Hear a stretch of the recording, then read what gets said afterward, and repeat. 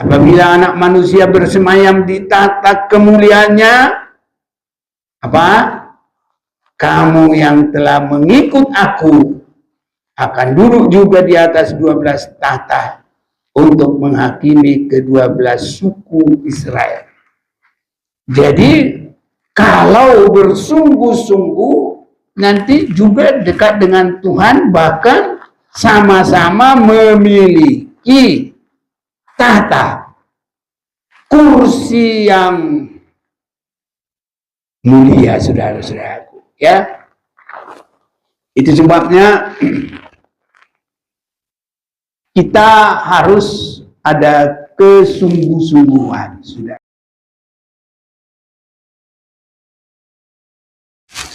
Haleluya. Saya sampaikan salam kasih dalam nama Tuhan kita Yesus Kristus. Saya menyapa saudara yang ada di sini, baik juga saudara-saudara yang mengikuti jalannya ibadah pelajaran sekolah kitab Maranatha ini. Salam, Tuhan Yesus memberkati kita semuanya. Saya akan mau memperhatikan dan mengajak kita semuanya bagaimana apa yang saat sekarang semakin banyak kita dengar tentang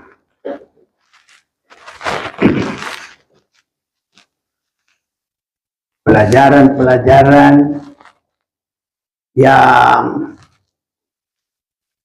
baik, tapi ada juga yang kurang baik. Pelanin aja dikit, jangan terlalu kenyang. Haleluya. Dikit-dikit aja, jangan banyak-banyak.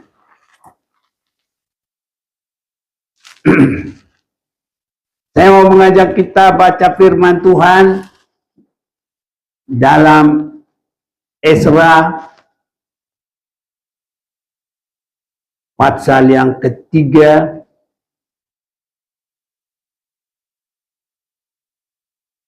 ayat yang ke-10. Pada waktu dasar bait suci Tuhan diletakkan oleh tukang-tukang bangunan, maka tampillah para imam dengan memakai pakaian jabatan dan membawa nafiri, dan orang-orang Lewi, Bani Asaf, dengan membawa ceracap untuk memuji-muji Tuhan menurut petunjuk Daud, Raja Israel. Saudara-saudaraku, saya mau mengajak kita untuk bersama memperhatikan tentang bait Allah yang secara ada berurutan, bait Allah pertama, bait Allah kedua, dan bait Allah yang ketiga. Dan itu yang sedang ramai sekarang, selalu pembicaraan juga, saudara-saudara, karena ada beranggapan itu merupakan satu tanda-tanda kedatangan Tuhan.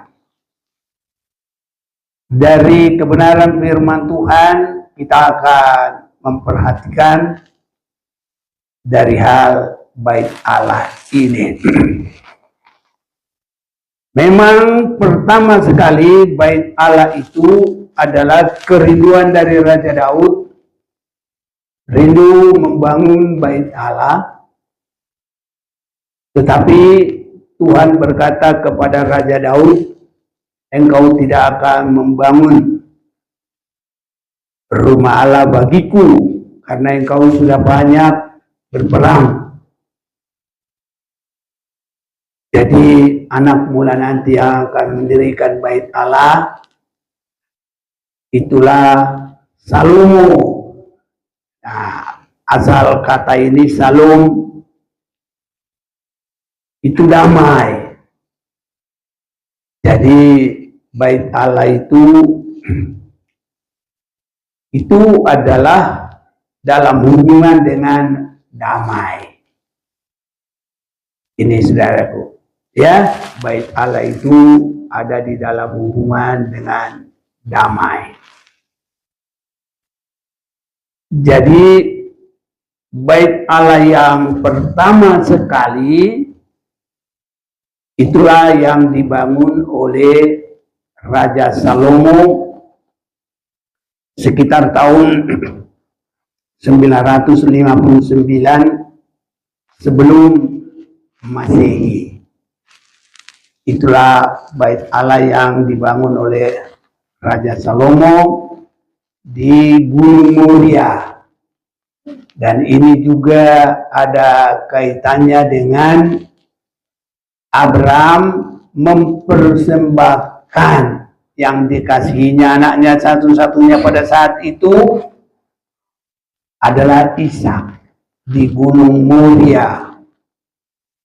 Ini saudara-saudaraku. Dan bait Allah ini karena bangsa Israel itu tidak sungguh-sungguh beribadah, maka bangsa itu dibuang ke Babel jadi tawanan oleh Raja Nebukadnezar. Dan bait Allah itu juga ada hubungannya dirusak. Barang-barang yang berharga semua diangkut. Dan saat itu bangsa Israel tidak beribadah lagi. Dan mereka dalam keadaan yang sangat susah juga. Ini saudara-saudaraku.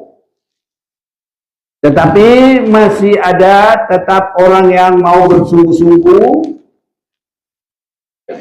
di dalam waktu mereka dalam pembuangan 70 tahun nanti oleh kerajaan Persia, ya, mereka boleh kembali dengan Raja Kores. Nanti juga ada hubungan dengan Raja Darius. Jadi Babel yang menawan ini dikalahkan, tetapi Raja Kores membolehkan mereka kembali ke negaranya dan membangun bait Allah. Sehingga Raja Kores ini adalah raja yang diberkati oleh Tuhan, dan Tuhan berkata bahwa Kores ini adalah hambanya Tuhan. Kita boleh membaca ini di dalam kitab Yeremia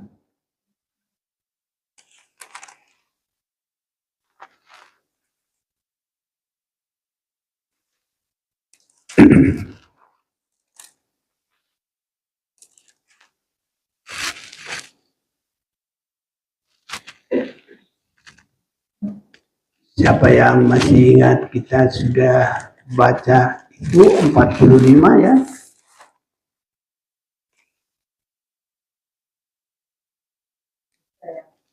Aja saya 45 ya.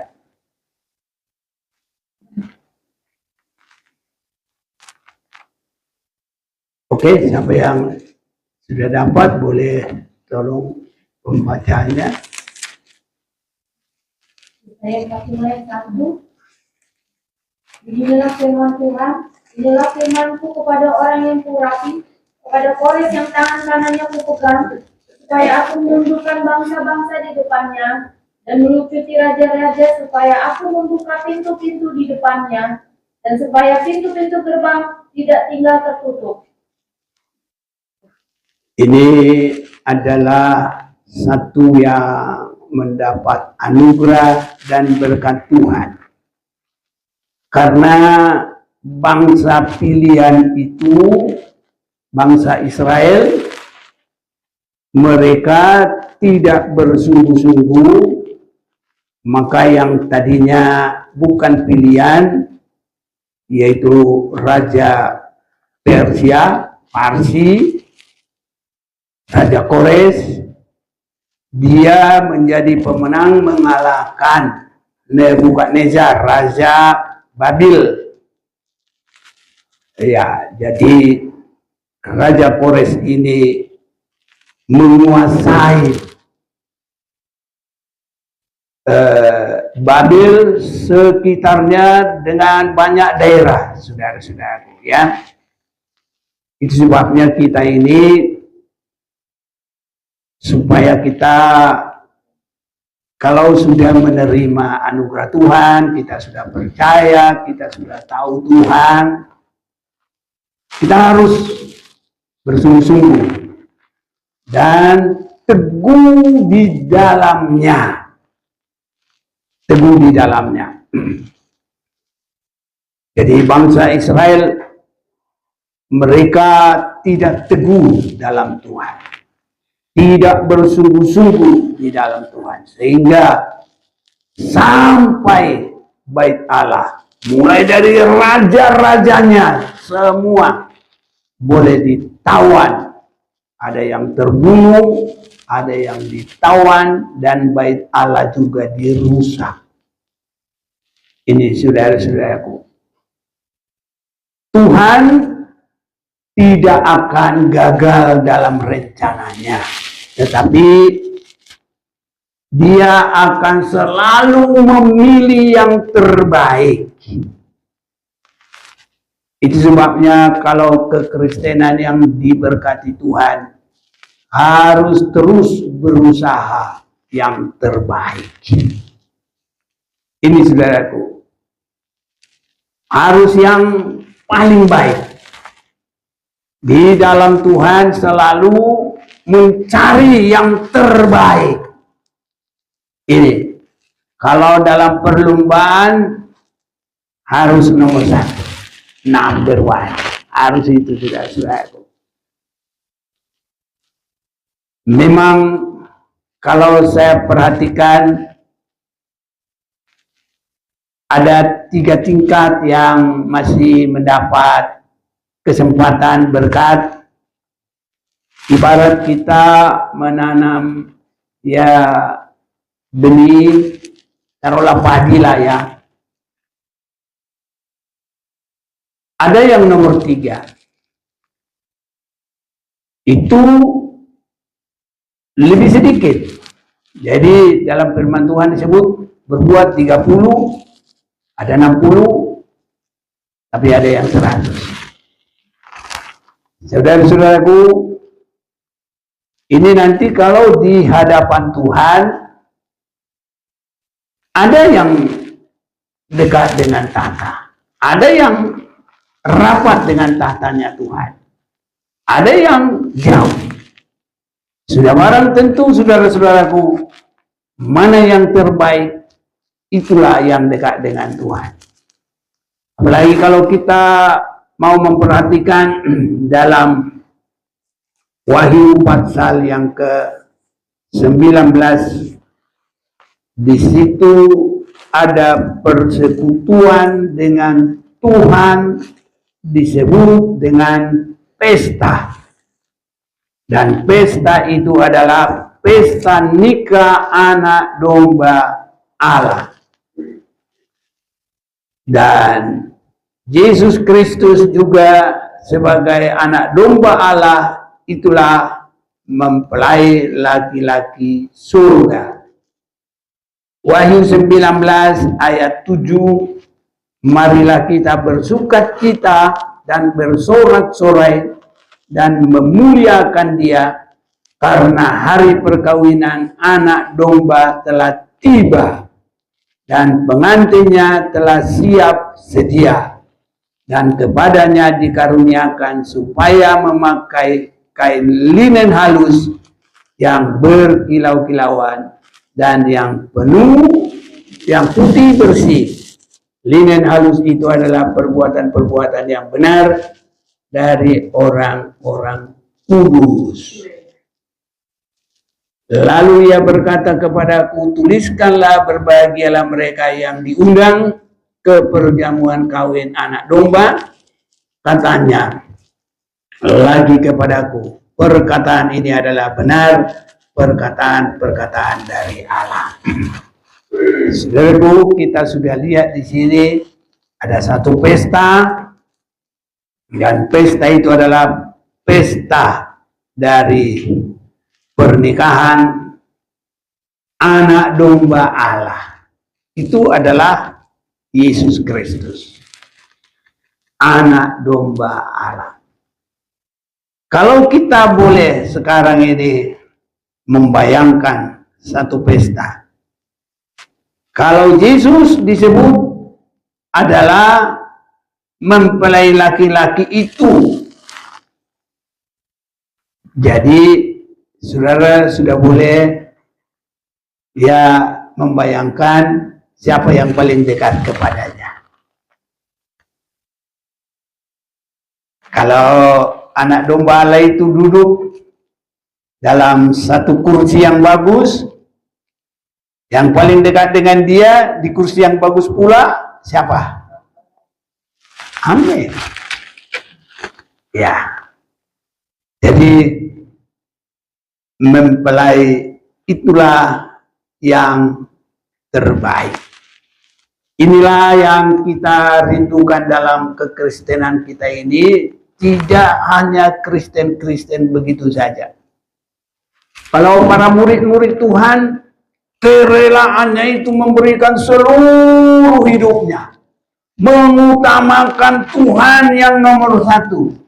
Mereka rela meninggalkan semua. Dalam Wahyu, di dalam Matius pasal 19 disebutkan, atau percakapan,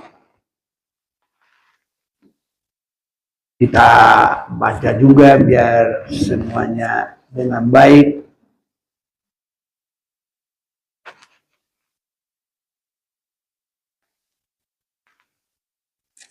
Matius pasal 19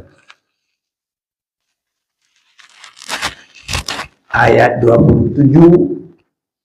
Lalu Petrus menjawab dan berkata kepada Yesus, kami ini telah meninggalkan segala sesuatu dan mengikuti Engkau. Jadi apakah yang akan kami peroleh? Nah, jadi Petrus berkata, kami ini telah meninggalkan segala sesuatu dan mengikut Engkau. Jadi apakah yang akan kami peroleh? Kata Yesus kepada mereka, aku berkata kepadamu sesungguhnya pada waktu penciptaan kembali, ini adalah penciptaan tubuh yang baru, keadaan Yerusalem baru. Apabila anak manusia bersemayam di tahta kemuliaannya, apa? Kamu yang telah mengikut aku akan duduk juga di atas 12 tahta untuk menghakimi ke-12 suku Israel. Jadi kalau bersungguh-sungguh nanti juga dekat dengan Tuhan, bahkan sama-sama memiliki tahta, kursi yang mulia, saudara-saudaraku. Ya, itu sebabnya kita harus ada kesungguh-sungguhan, saudara-saudaraku. Ya, kesungguh-sungguhan. Karena itu menunjukkan bagaimana kita dengan Tuhan. Ya kalau kita kurang bersungguh-sungguh, ya berkatnya kita ya kurang sungguh-sungguh juga. Jadi kita harus ada kesungguh-sungguhan, bahkan sampai kepada mengalami satu yang menunjukkan penghargaan seperti murid-murid ini. Penghargaannya kepada Tuhan sampai meninggalkan segala sesuatu untuk mengikut Tuhan. Jadi dia sudah mengutamakan Tuhan melebihi dari semuanya. Kata Yesus kepada mereka, aku berkata kepadamu sesungguhnya pada waktu penciptaan kembali apabila anak manusia bersemayam di tata kemuliaannya, kamu yang telah mengikut aku akan duduk juga di atas 12 tata untuk menghakimi ke-12 suku Israel. Dan setiap orang yang karena namaku meninggalkan rumahnya, saudaranya laki-laki atau saudaranya perempuan, bapak atau ibunya, anak-anak atau ladangnya, akan menerima kembali 100 kali lipat dan akan memperoleh hidup yang kekal. Tapi banyak orang yang terdahulu akan menjadi yang terakhir, dan yang terakhir akan menjadi yang terdahulu. Ini karena tidak mempertahankan kesungguh-sungguhan dan tidak mempertahankan di dalam tetap mengutamakan Tuhan. Jadi saudara-saudaraku, supaya kita tidak seperti bangsa Israel dibuang sesuai dengan bagaimana mereka kurang bersungguh-sungguh. Ada kadangkala dibiarkan kalau di Mesir sampai 400 tahun. Kalau di Babil ada yang tahu 70 tahun. Baru mereka kembali.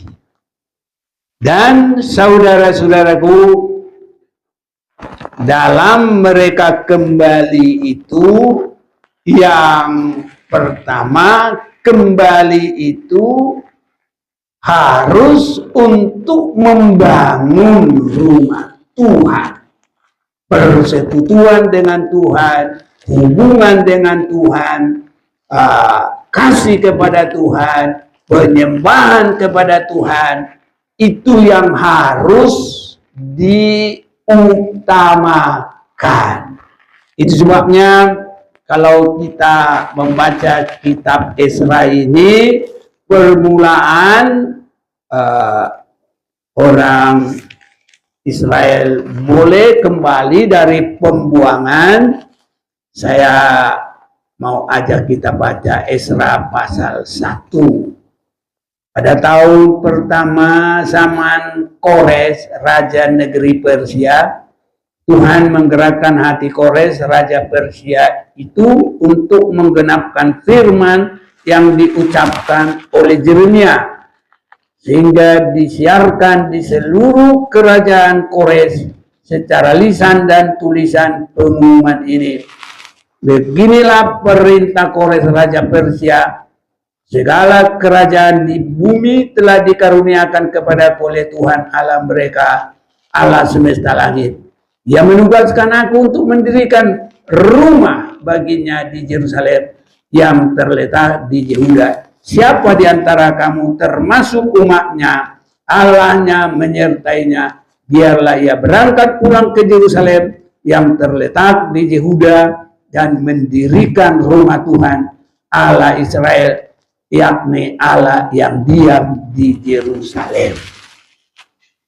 Jadi yang pertama saudara-saudaraku kita perhatikan di sini adalah rumah Tuhan, hubungan manusia dengan Tuhan. Manusia menyatakan kasihnya kepada Tuhan. Manusia menyatakan penyembahan, mengagungkan Tuhan. Itu yang pertama. Kalau semuanya kita, saudara-saudaraku, mengutamakan ini terlebih dahulu, segala sesuatu Tuhan akan ikut campur tangan dalam hidup kita. Ini adalah termasuk keterangan dari Matius 6 ayat 33. Ada yang tahu? Kalau kita baca kita. Iya, mantap. Tetapi carilah dahulu kerajaan Allah serta dengan kebenarannya, maka sekaliannya itu akan ditambahkan kepadamu. Inilah intinya mencari kerajaan Allah, rumah Tuhan.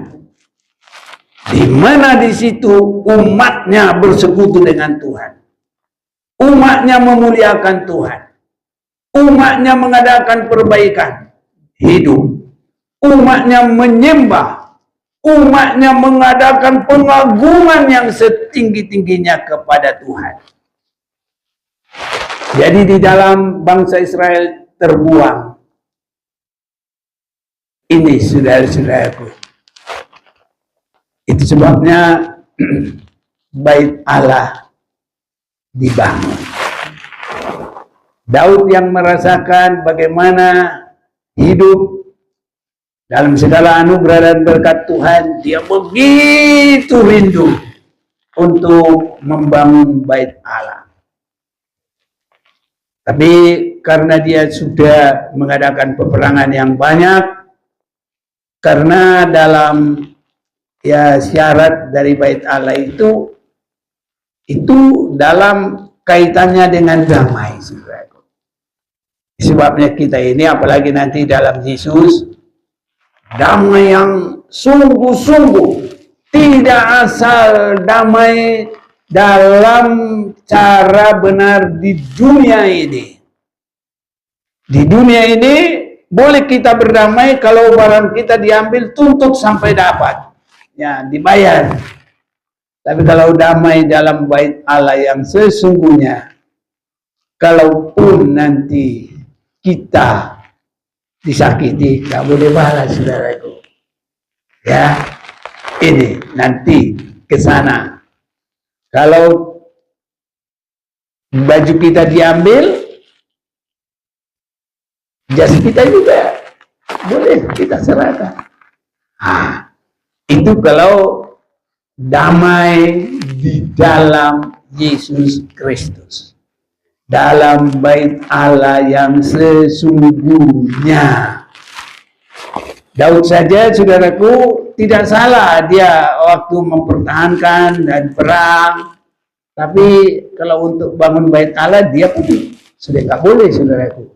Harus anaknya nanti. Walaupun segala sesuatu persiapan boleh dia ikut, tapi anaknya lah yang membangun. Ini saudara-saudaraku yang kekasih. Dan ini juga nanti bait Allah ini nanti akan merupakan tempat ibadah di kekekalan juga. Di dalam Wahyu pasal yang ke-22 kita juga akan baca ini Yerusalem baru.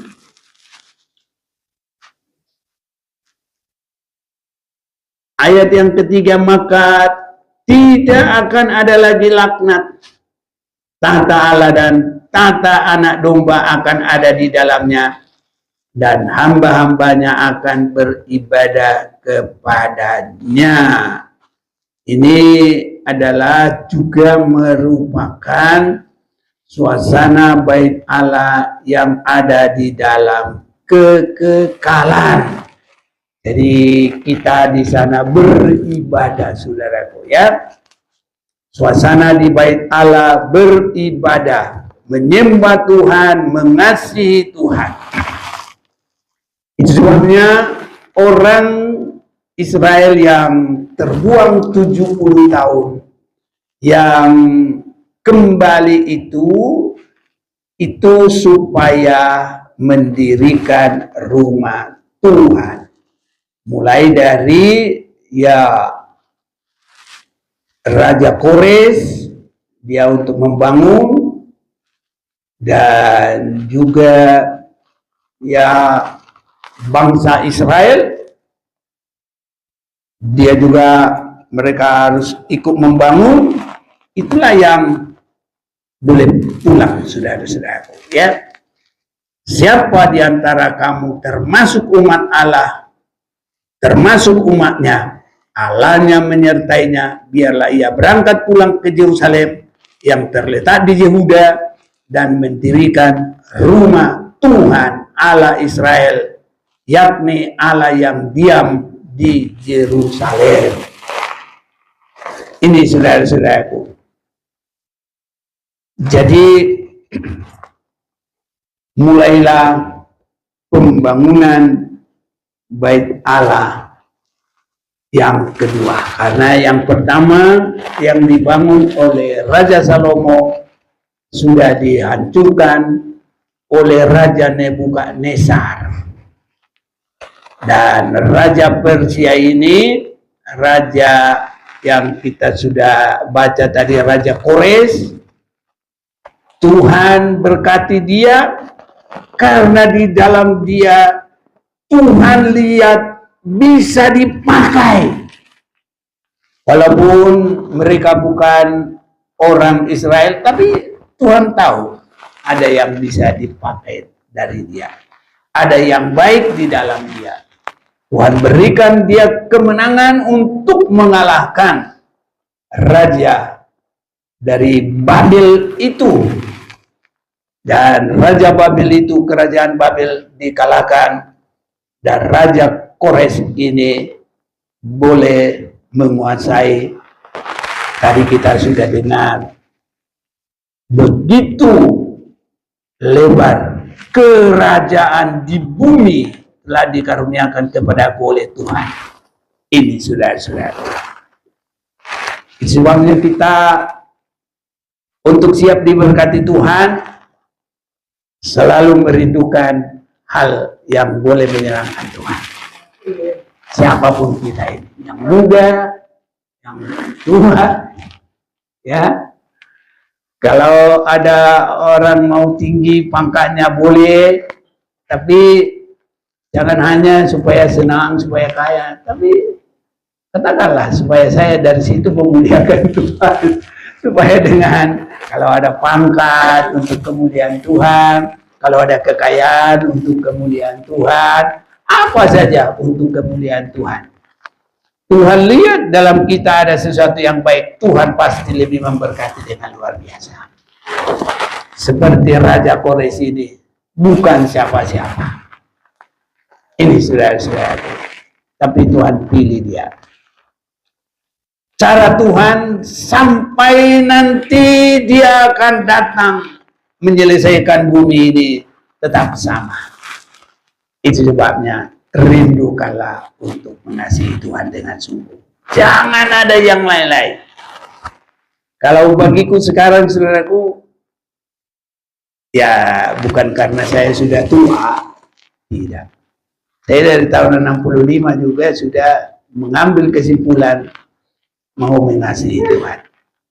Dan apa yang ada dalam kerinduan itu sampai sekarang tahun 65 sudah berapa tahun?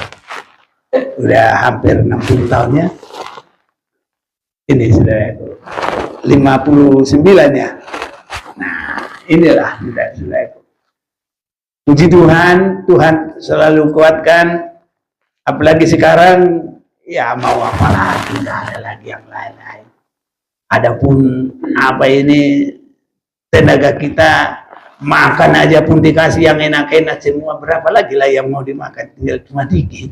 Kalau waktu kita muda, apalagi di restoran yang makan sepuasnya itu bisa-bisa dari pagi sampai malam makan terus. Tapi kalau sekarang satu piring saja belum tentu bisa habis lagi, saudara.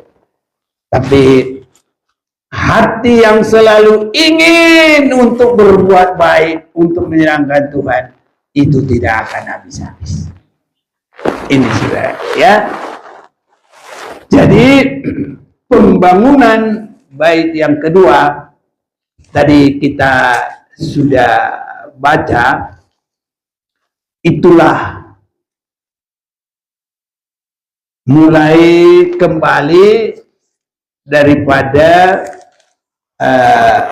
membangun dasar dari bait Allah. Pada saat itu ada sekitar 50.000 orang dari pembuangan itu kembali, ya, dari eh, daerah Babil itu, ya, dengan restu dari Raja Persia, Raja Kores. Ini saudaraku, tadi kita baca yang sudah kita baca tadi, ayat awal tadi. Ada yang masih ingat? Tolong baca ulang ayat pertama sekali yang kita baca. Ya, iya. 10 aja. Ya. Ya. Pada waktu dasar bait suci Tuhan diletakkan oleh tukang-tukang bangunan, maka tampillah para imam dengan memakai pakaian jabatan dan membawa negeri, dan orang-orang Lewi Bani Asaf dengan membawa derajat untuk memuji-muji Tuhan menurut petunjuk Daud raja Israel. Iya. Jadi bait Allah dasarnya dibangun. Ini bait Allah yang kedua, dan oleh kemurahan Tuhan bait Allah ini juga boleh diselesaikan, ya, sampai bisa dipakai untuk hormat kemuliaan bagi nama Tuhan. Bait Allah yang kedua ini, inilah yang masih ada sewaktu Yesus ada di bumi ini.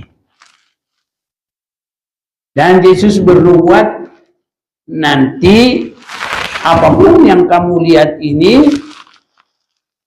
tapi akan terjadi satu atau dua batu tidak ada saling bertindih. Dan ini terjadi tahun 70, penghancuran dari Romawi dengan Jenderal Titus yang masih muda saat itu. Mereka menghancurkan bait Allah yang kedua itu sampai terjadi kehancuran benar-benar. Dan sekarang ini hanya tinggal temboknya sedikit di sebelah barat, dan disitulah orang Israel berdoa. Tidak ada bait Allahnya di situ, saudara-saudara. Dan sekarang heboh dunia ini akan membangun bait Allah yang ketiga. Nah, inilah saudara-saudaraku, ada yang berkata bait Allah yang ketiga sudah dipersiapkan, bahan-bahannya sudah selesai, nanti tinggal tinggal taruh-taruh. Ada orang berkata dari bawahnya itu, karena sekarang ini kan masih ada masjid di atasnya. Jadi orang berkata dari bawah sudah digali fondasi, nanti diam-diam itu diruntuhkan langsung diganti. Ada yang begitu. Nah, segala macam lah sekarang sedang terjadi.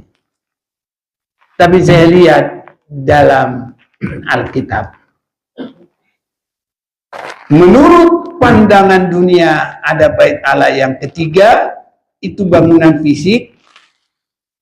Tapi menurut Alkitab ada bait Allah yang ketiga yang bukan seperti bangunan yang kita pakai. Contohnya ya inilah ruko ini, walaupun ini kecil, ya, karena sekarang bait Allah yang ketiga kalau itu dibangun itu sebenarnya bukan lagi untuk kemuliaan Tuhan. Kita mau baca dulu di dalam Tesalonika ya.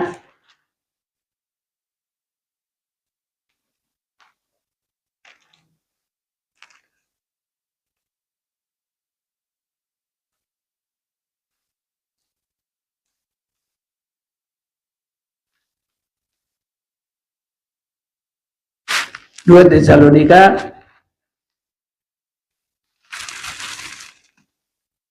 mulai ayat 1, kedurhakaan sebelum kedatangan Tuhan.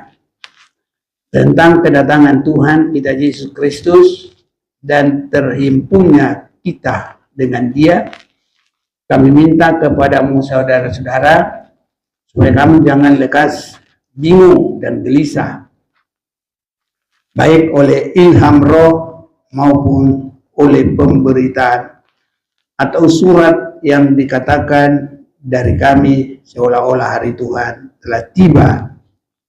Ada yang bantu baca-baca lagi, tolong. 3. Janganlah kamu memberi dirimu disesatkan orang dengan cara yang bagaimanapun juga. Sebab sebelum hari itu haruslah datang dahulu murtad, dan haruslah dinyatakan dahulu manusia durhaka yang harus binasa, yaitu lawan yang meninggikan diri di atas segala yang disebut atau yang disembah sebagai Allah. Bahkan ia duduk di bait Allah dan mau menyatakan diri sebagai Allah. Tidakkah kamu ingat bahwa hal itu telah keras kali kukatakan kepadamu ketika aku masih bersama-sama dengan kamu, dan sekarang kamu tahu apa yang menahan dia sehingga ia baru akan menyatakan diri pada waktu yang telah ditentukan baginya. Ya, jadi itu cukup lama dia di situ. Jadi saya perhatikan, karena Tuhan tidak ada lagi memberitahu tentang itu, dan itu adalah bukan lagi dalam rencana Tuhan. Itu hanya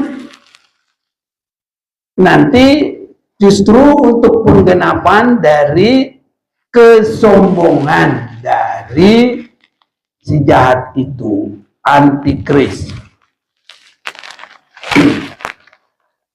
Saudara-saudaraku, apa yang kita harus kerjakan sekarang dalam pembangunan bait Allah ketiga?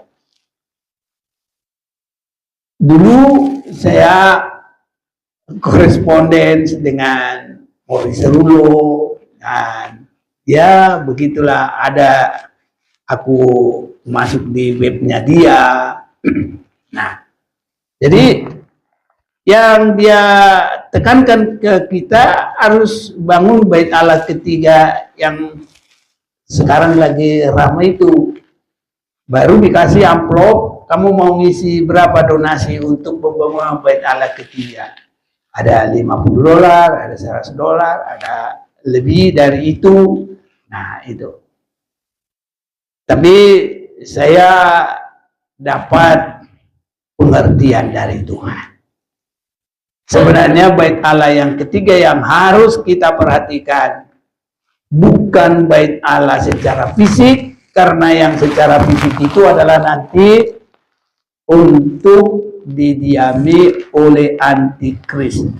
Dan Tuhan sudah memberikan kata-kata, dan ini saya yakin bahwa kita harus benar-benar masuk di dalam hal ini.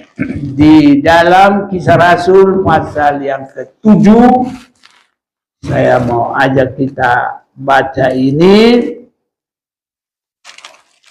Kisah Rasul pasal yang ke-7 ayat yang ke-49. Langit adalah tataku dan bumi adalah tumpuan kakiku. Rumah apakah yang akan kamu dirikan bagiku? Demikian firman Tuhan. Tempat apakah yang akan menjadi perhentianku? Bukankah tanganku sendiri yang membuat semuanya ini? Jadi, hai orang-orang yang keras kepala dan yang tidak bersunat hati dan telinga, kamu telah menentang Roh Kudus sama seperti nenek moyangmu.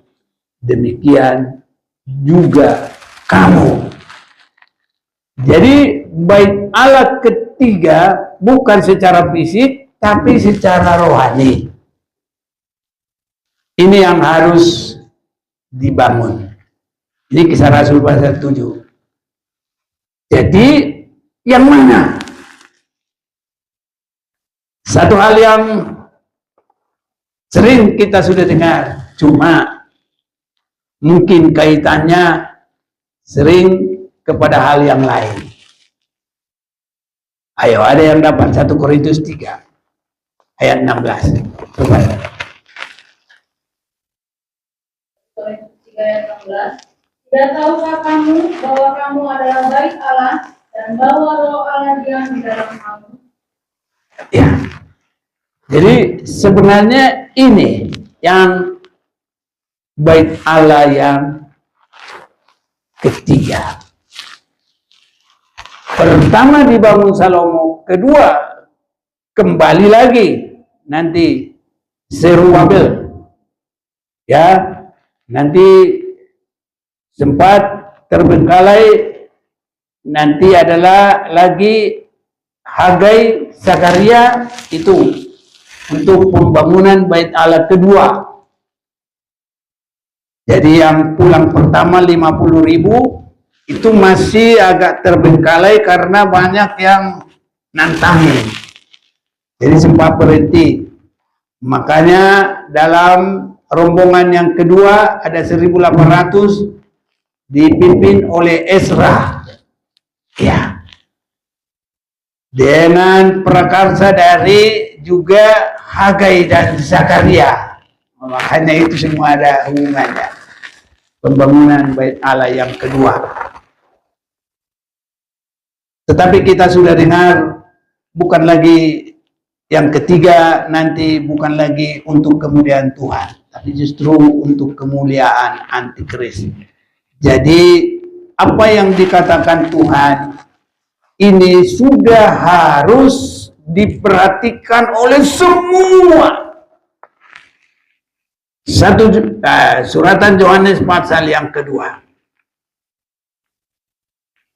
mulai 19.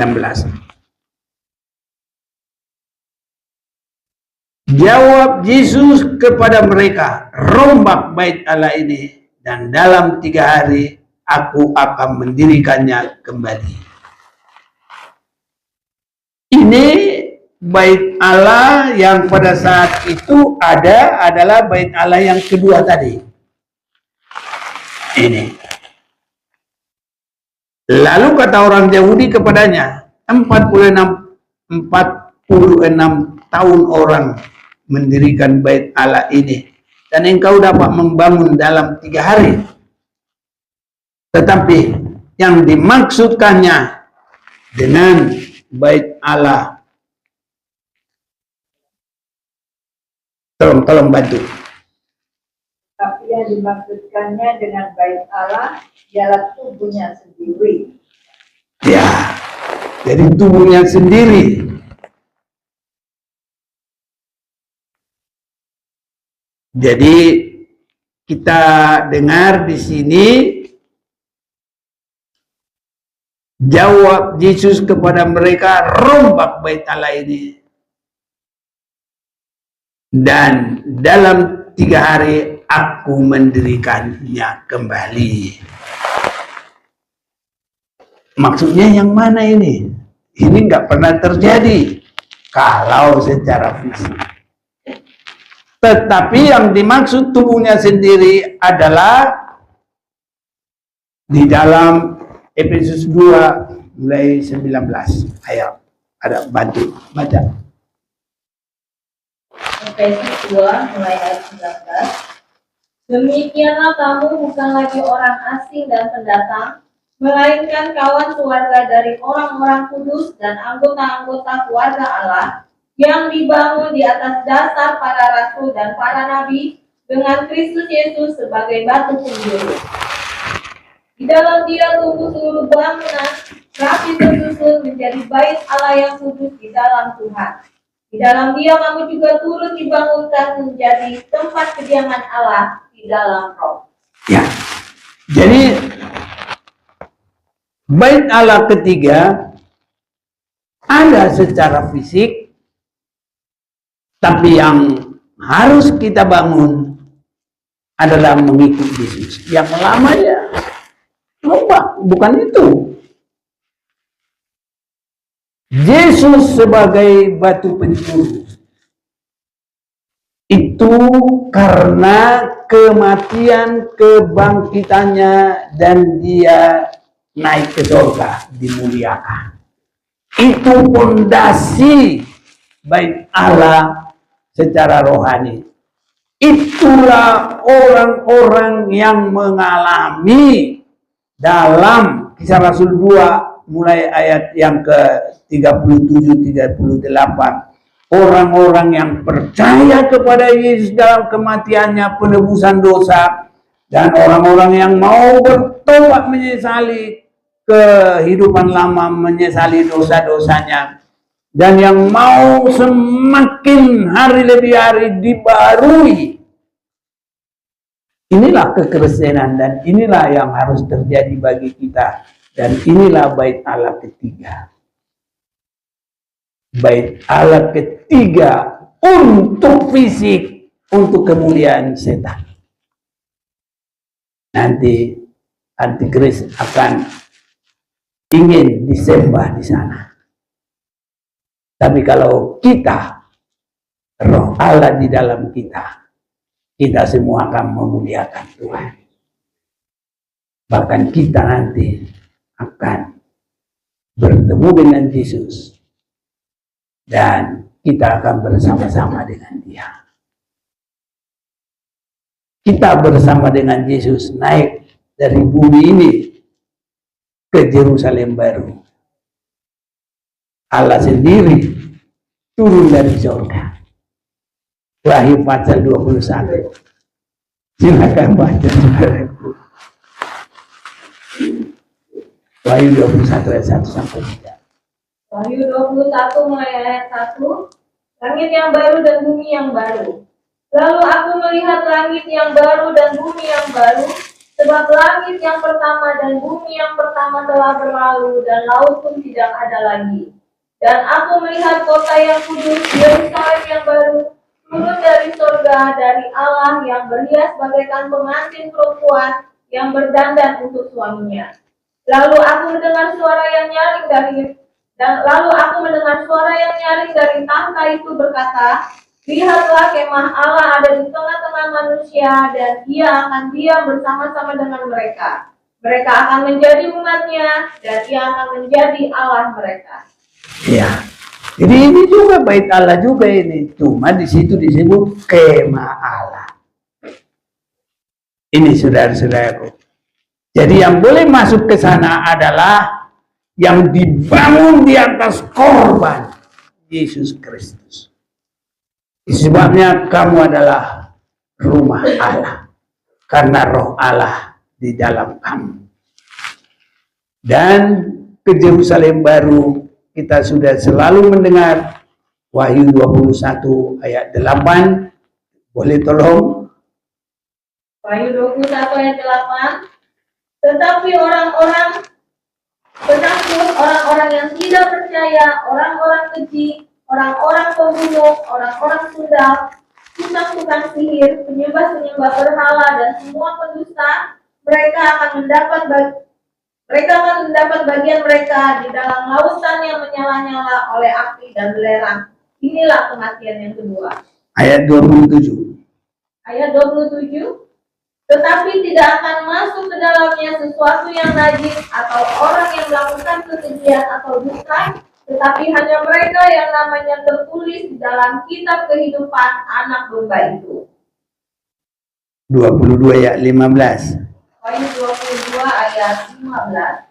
Tetapi anjing-anjing dan tukang-tukang sihir, orang-orang begal, orang-orang pembunuh, penyembah-penyembah berhala, dan setiap orang yang mencintai dusta dan yang melakukannya tinggal di luar. Jadi saudara-saudaraku, kita sudah mendengar tadi bahwa kita rumah Allah yang didasari di atas. Kristus sendiri adalah batu penjuru melalui kematian, kebangkitannya, dan dia kembali kepada kemuliaannya. Inilah fondasi dari bait Allah secara kerohanian. Saudara-saudaraku, kita harus bergumul dengan sungguh-sungguh sehingga kita ada dalam kategori yang sudah ditentukan. Wahyu 14 mulai 1 sampai 5. Boleh, habis itu kita akan berdoa. Silakan. Wahyu 14 mulai ayat 1. Anak domba dan pengikutnya yang ditebusnya. Dan aku melihat sesungguhnya anak domba berdiri di bukit Sion, dan bersama-sama dengan dia 144.000 orang, dan di dahi mereka tertulis namanya dan nama Bapaknya.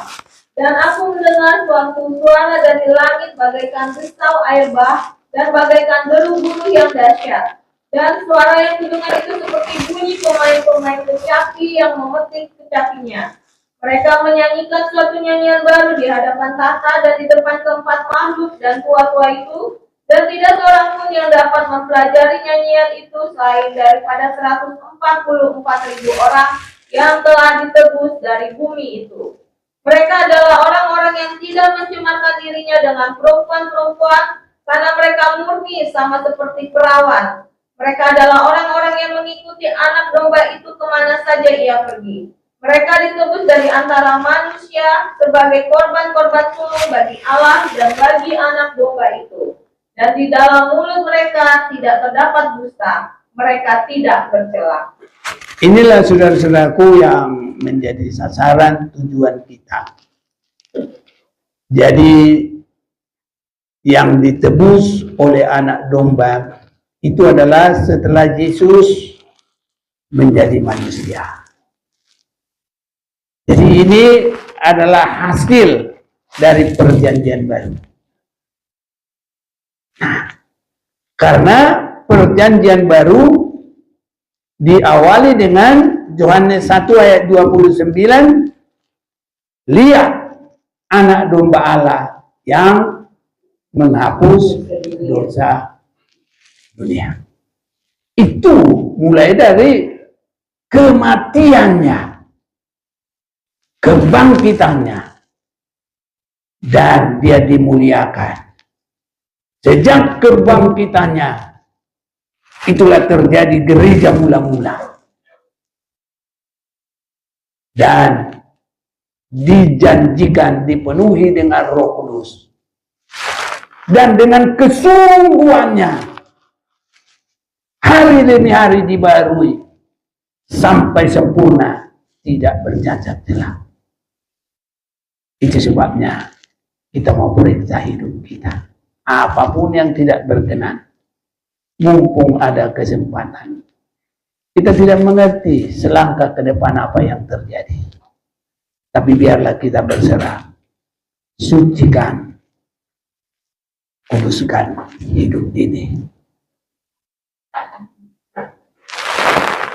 Mari kita nyanyikan. Main musik.